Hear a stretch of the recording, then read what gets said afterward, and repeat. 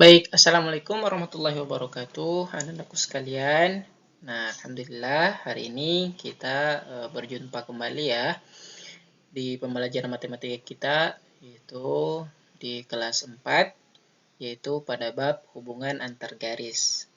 Nah, pada bab ini hubungan antar garis yang Pak Nasrullah jelaskan itu ada 3. Yang pertama adalah bagaimana sih sebenarnya garis yang sejajar, garis yang berpotongan, dan garis yang berimpit. Walaupun sebelumnya nanti kita akan membahas dulu dari mana sih sebenarnya asalnya garis itu. Baik, anak-anakku sekalian, kita mulai. Pertama, yaitu pengertian garis. Nah, untuk pengertian garis, coba perhatikan ilustrasi di bawah ini. Nah, perhatikan anakku sekalian, terdapat 1, 2, 3, dan 4 ilustrasi.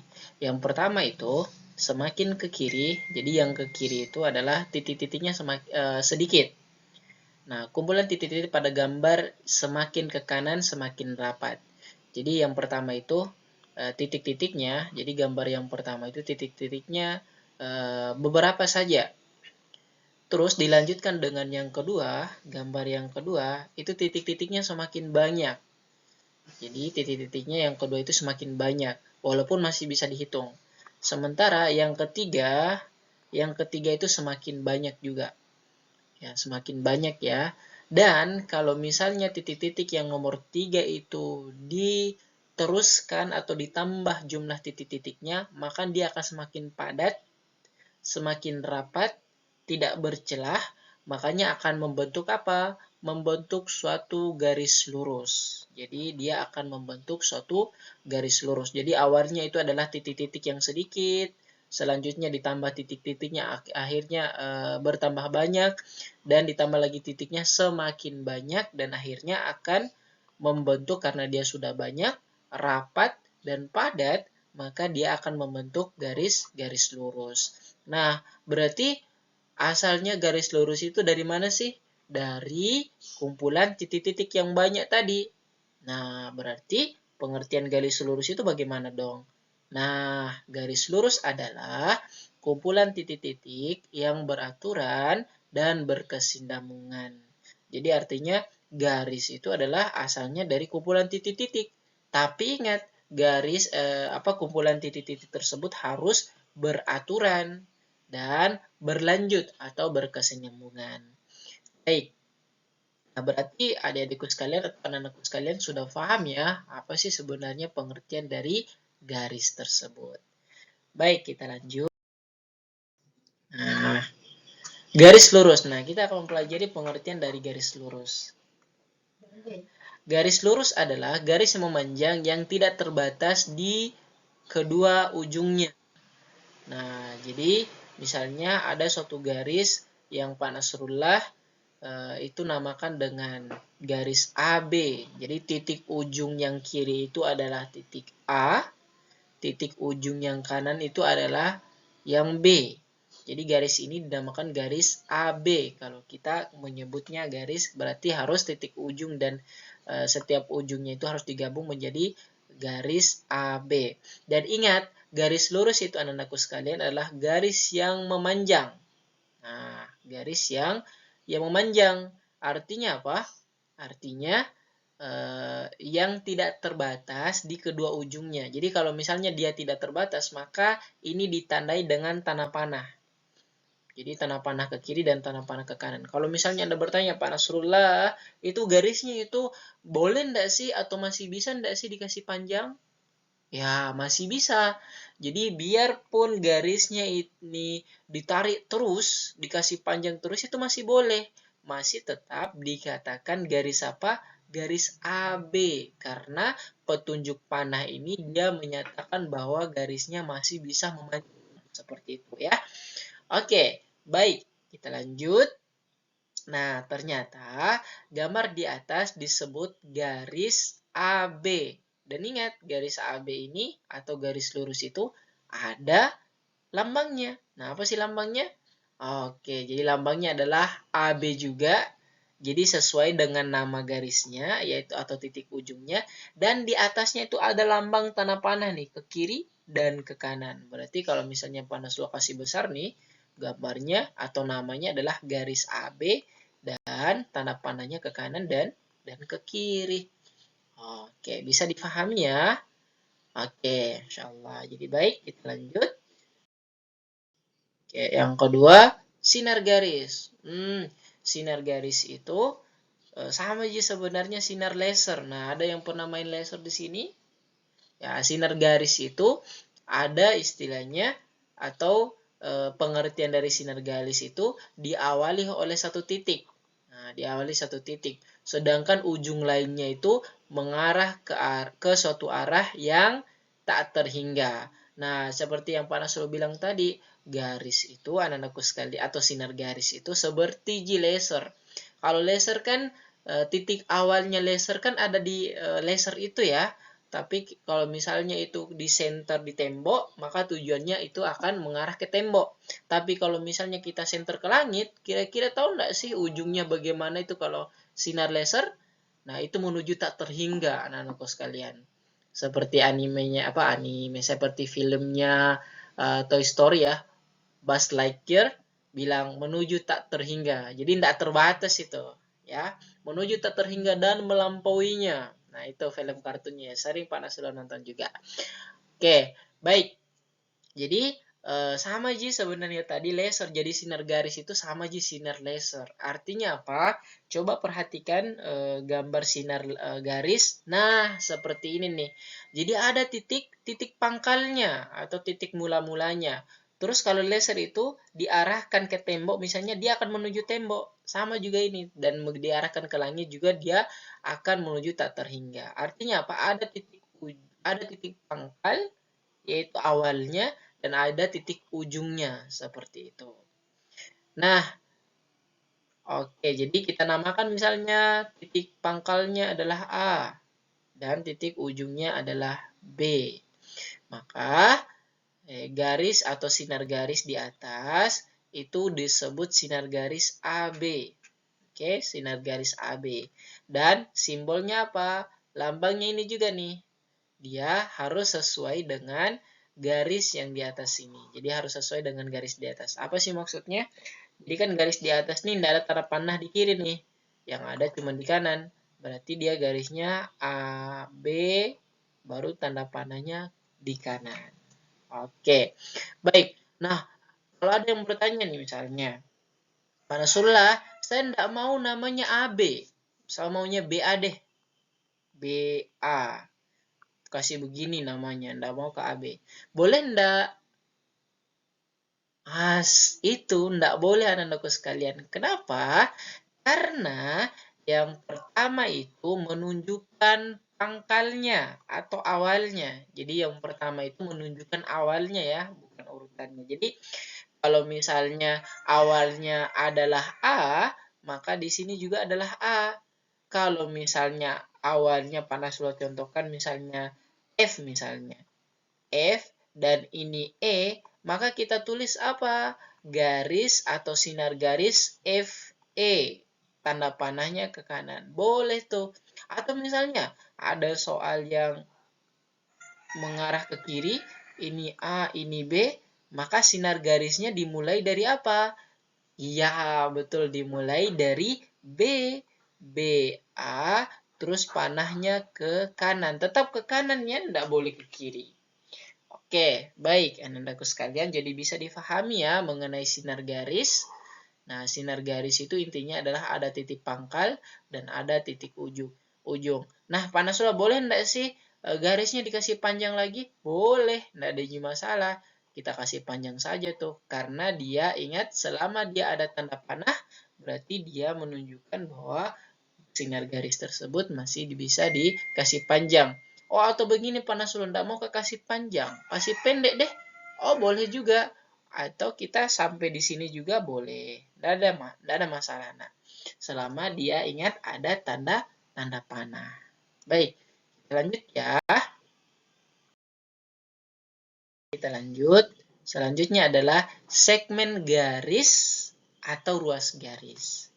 Jadi segmen garis atau ruas garis. Baik, coba perhatikan yang mana sih yang dimaksud segmen garis atau ruas garis. Nah, segmen garis atau ruas garis adalah garis yang dibatasi oleh dua titik. Jadi yang dibatasi oleh dua titik tuh. Nah, yang bagaimana maksudnya? Nah, ini nih. Jadi, kalau ruas garis atau segmen garis tidak ada tanda panahnya. Dia cuma titik dengan titik.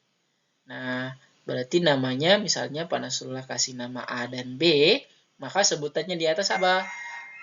Gambar di atas disebut ruas garis AB. Jadi, ruas garis AB. Atau bisa disimbolkan dengan, nah, seperti ini nih.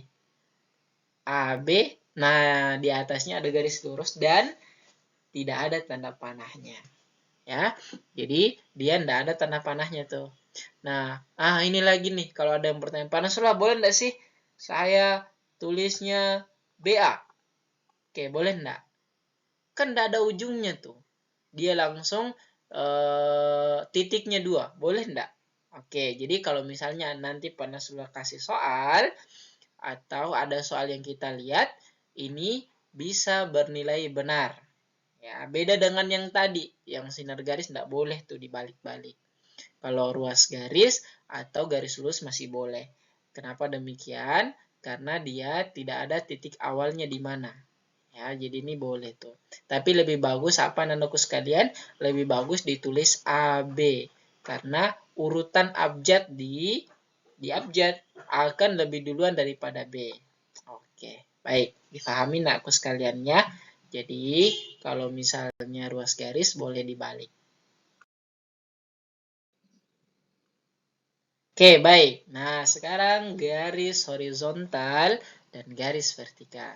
Nah, pada sudah kira ini sudah difaham, Ji, yang mana garis horizontal, yang mana garis vertikal. Kalau garis horizontal ya, biasa, Ji, yaitu yang mendatar ya. Jadi, kalau misalnya Panas ilustrasikan, nah, garis A dan B itu merupakan garis horizontal atau bahasa Indonesianya adalah garis yang mendatar. Sementara yang kedua,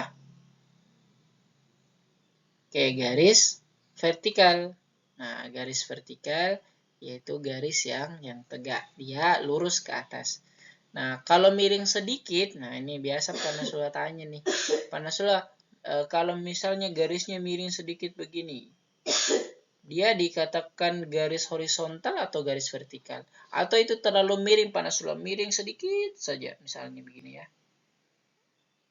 Oke, yang segini mau. Panasula itu masih dikatakan garis horizontal atau garis vertikal? Nah, ini tidak dikatakan garis vertikal atau horizontal karena dia ada miring. Jadi kalau misalnya yang disebut garis vertikal itu atau garis tegak, dia lurus ke atas, dia lurus.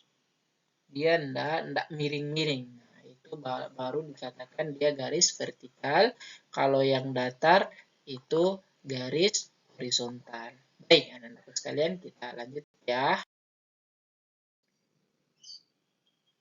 Nah, hubungan dua garis. Nah, seperti yang Panasula tadi jelaskan dari awal, yang kita pelajari hubungan dua garis itu yang pertama garis yang sejajar, yang kedua garis yang berpotongan, dan yang ketiga adalah garis yang berimpit. Kita yang sejajar. Oke, yang bagaimana sih yang dimaksud dengan garis sejajar?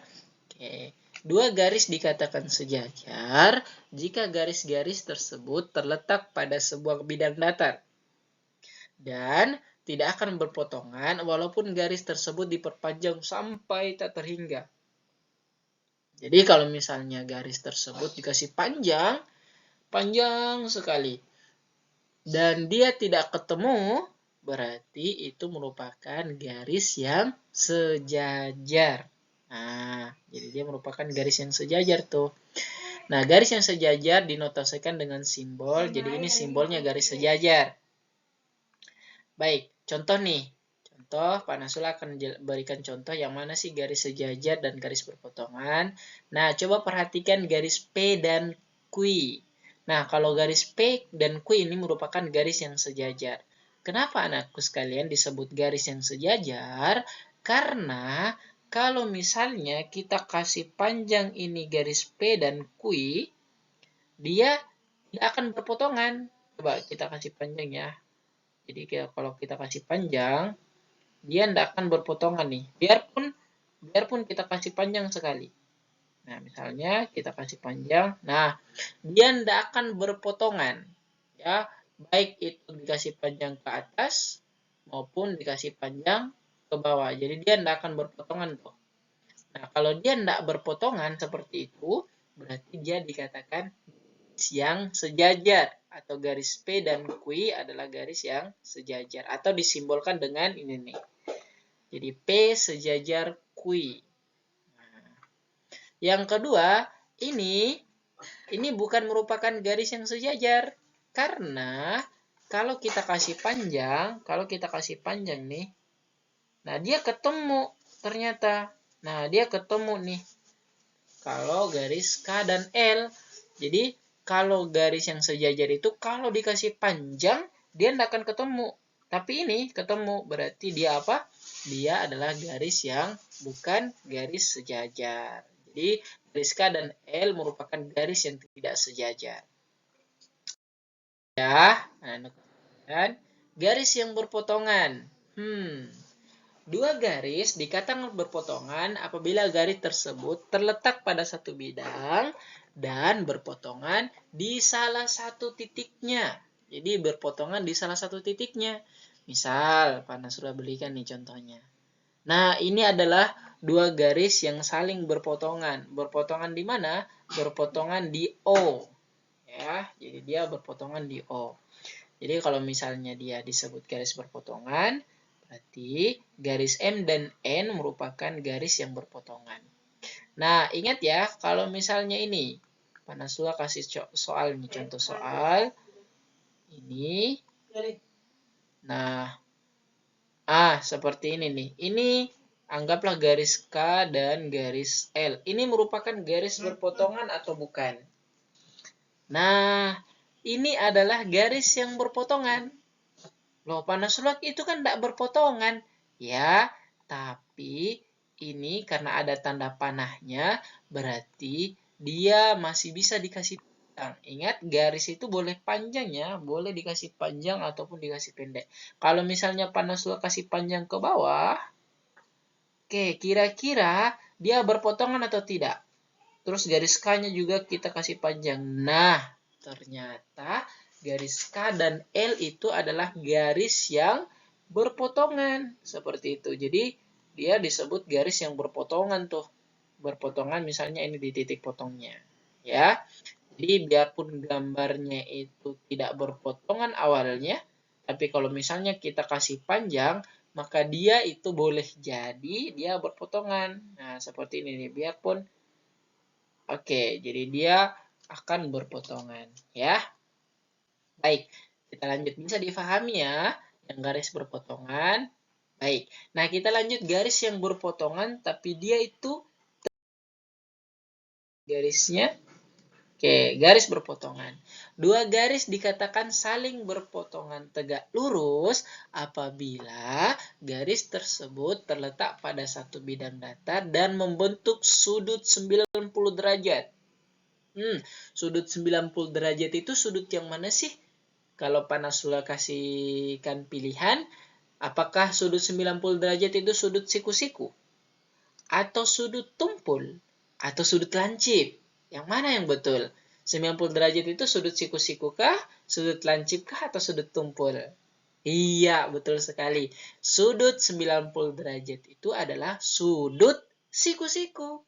Nah, berarti garisnya itu atau dua garis tersebut harus membentuk sudut siku-siku tuh. Nah, yang bagaimana? Nah, seperti ini nih. Jadi dia harus vertikal dan horizontal. Nah, itu ya. Vertikal dan horizontal. Lurus ke atas dan lurus mendatar. Dan biasanya itu kalau dia yang tegak lurus atau 90 derajat, biasa ada tanda ini. Tanda L ya di sudutnya. Jadi itu merupakan sudut atau berpotongan tegak lurus. Ya, membentuk sudut siku-siku.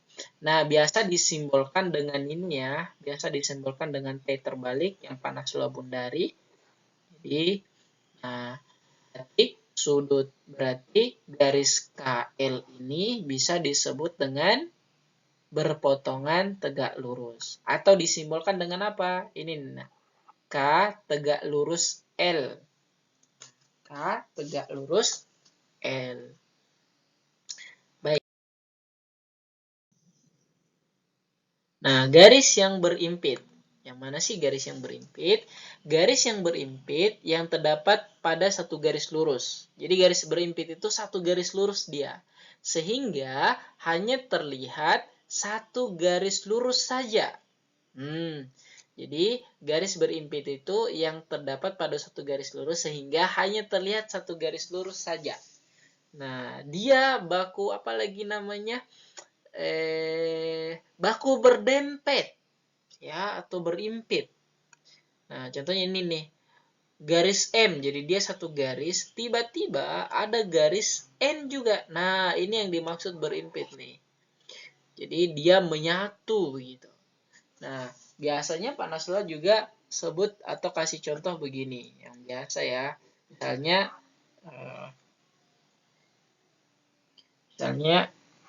oke, ini garis L misalnya. Terus di sebelahnya ada garis N misalnya. N ya. Nah, ini merupakan garis berimpit atau bukan? Jadi nomor 1 sama nomor 2 itu garis berimpit atau bukan? Nah, sebenarnya ini adalah garis berimpit nih. Karena kalau misalnya kita kasih panjang, nih, jadi dia akan menyatu. Ya. Nah, kalau misalnya kita kasih panjang berarti dia menyatu, maka itu merupakan garis yang berimpit. Oke, contohnya tadi. Oke, kalau misalnya ini. Oke, ini K dan L itu merupakan garis berimpit. Berimpit ya. Nah, baik. Karena kalau misalnya ini kasih terus atau kasih lurus, dia akan berimpit. Baik, kita lanjut ya. Berarti garis M dan N itu merupakan garis yang... Baik, kita lanjut. Sudut yang terjadi dua garis sejajar berpotongan oleh sebuah garis yang dimaksud. Nah, contoh, jika terdapat dua garis yang sejajar yang dipotong. Jadi dipotong oleh sebuah garis akan terbentuk beberapa jenis sudut. Nah, ini ada dua garis sejajar, terus satu garis yang memotong kedua garis tersebut. Maka terdapat sudut-sudut. Berapa sudut yang terbentuk? Yaitu 8 sudut. Nah, perhatikan ini anak-anakku sekalian. Dari 8 sudut ini, ada beberapa sudut yang sama. Nah, yang pertama, sudut-sudut yang saling berhadapan atau sudut sehadap. Jadi sudut sehadap nih. Contoh, sudut satu ini anakku sekalian menghadap ke atas. Jadi sudut satu ini menghadap ke atas ya. Sudut satu ini menghadap ke atas. Ke atas kiri. Ke atas tapi dia kiri. Nah, ada enggak sih sudut lain yang menghadap ke kiri? Ke atas ke kiri? Ada enggak? Ya, ada anakku sekalian. Yaitu sudut 5. Itu yang disebut sudut sehadap tuh. Berarti dia sama besarnya. Jadi ke atas ke kiri itu, jadi dia sama besarnya. Itu sudut 1 dengan sudut 5. Kalau sudut 2 itu ke atas dan ke kanan. Yang mana yang ke atas dan ke kanan? Iya, sudut 6. Jadi dia sudut 6 juga menghadap ke atas dan ke kanan. Kalau sudut 4 ini menghadap ke mana? Ya, ke kiri dan bawah, ke kiri bawah. Berarti yang menghadap ke kiri bawah apa? Yang menghadap ke kiri bawah adalah yang 8. Ya, sudut 8. Terus yang terakhir sudut 3. Oke, sudut 3 dia menghadap ke kiri bawah. Berarti dia juga ada juga yang sudut 7 yang menghadap ke kiri bawah. Berarti dia sama ya. Oke. Baik, yang selanjutnya adalah sudut-sudut dalam yang saling berseberangan. Yang dimaksud sudut-sudut dalam itu yang mana saja? Ya, betul sekali. Yang dimaksud sudut yang di dalam itu adalah 3 dan 4, dan 5 dan 6. Nah, berarti yang berseberangan itu misalnya sudut 4, seberangnya itu adalah 4 dan 5. Tapi kita mau cari apa? Mau cari yang sama besar. Nah, misalnya sudut 3 nih. Sudut 3 sama dengan sudut, sudut 5. Kalau sudut 4, dia sama dengan sudut 6. Baik. Nah, yang selanjutnya adalah sudut luar yang saling berseberangan. Jadi, kalau sudut luar ini dan ini. Nah, sekarang kita mulai dari sudut pertama, sudut 2. Sudut 2 itu sama dengan sudut, oke, betul, 8. Dan sudut 1 itu sama dengan sudut 7. Nah, yang terakhir, sudut-sudut yang bertolak belakang. Artinya bertolak belakang itu saling membelakangi. Ya, saling membelakangi. Jadi contohnya misalnya sudut 1 menghadap ke atas kanan, berarti lawannya adalah atau bertolak belakang dengan sudut yang menghadap ke bawah. Ya, berarti sudut 1 dan sudut 3. Sudut 2, sudut 4. Jadi sudut 2 ke sana, berarti sudut 4-nya ke sini nih. Nah, berarti sudut 5, sudut 5-nya ke atas, dan pasti belakangnya adalah 7. Dan sudut 6 itu sudut 8. Baik, bisa dipahami ya anak-anakku sekalian. Baik, yang terakhir yaitu mengenai sudut besar sudut pada garis lurus adalah 180 derajat. Nah, bagaimana sih maksudnya? Nah, contoh nih. Nah, garis lurus, ingat besar sudut dalam garis lurus itu adalah 180 derajat. Jadi besarnya adalah 180 derajat. Kalau misalnya Pak Nasrullah kasih satu garis dan besar garis atau besar sudut yang terbentuk oleh garis tersebut adalah 50. Jadi di sini 50 derajat. Nah, di sini yang samping kirinya itu yang ditanya berapa tuh sudutnya. Berarti apa maksudnya? Ingat, semua besarnya ini adalah 180 derajat. Nah, berarti boleh kita tulis apa? 50 tambah berapa hasilnya 180 derajat.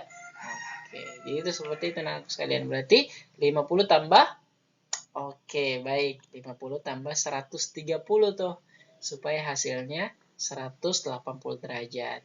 Atau boleh juga dengan, boleh juga dengan 180, 180, jadi 180 kurang ini nih, kurang 50 sama dengan 130 derajat.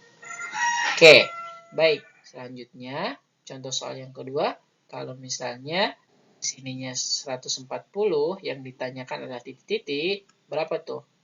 140 tambah berapa hasilnya 180? Ya, betul sekali, yaitu 40. Nah, atau tadi seperti yang Pak Nasrullah bilang bahwa 180 kurang 140 sama dengan 40 jawabannya. Oke, mungkin itu yang bisa Pak Nasrullah sampaikan. Mohon maaf apabila ada kekurangan. Oke, mudah-mudahan kita bertemu kembali di pertemuan selanjutnya. Oke, kita akhiri pembelajaran kita hari ini dengan bacaan Alhamdulillah. Alhamdulillahirabbil alamin. Subhanakallahumma wa bihamdik asyhadu an la ilaha illa anta astaghfiruka wa atubu ilaik. Assalamualaikum warahmatullahi wabarakatuh.